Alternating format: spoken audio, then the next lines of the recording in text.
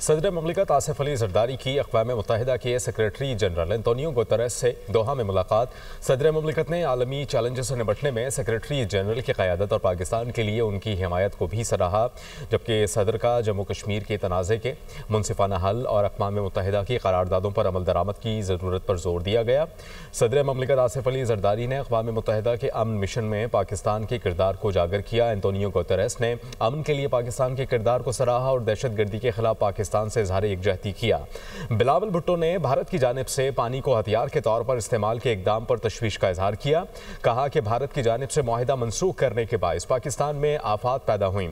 صدر مملکت آصف علی زرداری نے دوحہ پولیٹیکل ڈیکلیریشن کو غربت کے خاتمے اور سماجی ترقی کے عالمی عزم کے لیے خوشائند قرار دیا۔ اس کے علاوہ یہ بھی کہا کہ BISP سماجی شمولیت اور معاشی خود مختاری کے فروغ کا کامیاب ماڈل ہے۔ پاکستان عالمی امن اور خوشحالی کے فروغ میں اقوام متحدہ کے کردار کی مکمل حمایت کرتا ہے۔ صدر مملکت نے 1967 سے قبل کی سرحدوں پر خود مختار ریاست فلسطین کے قیام کی ضرورت پر زور دیا۔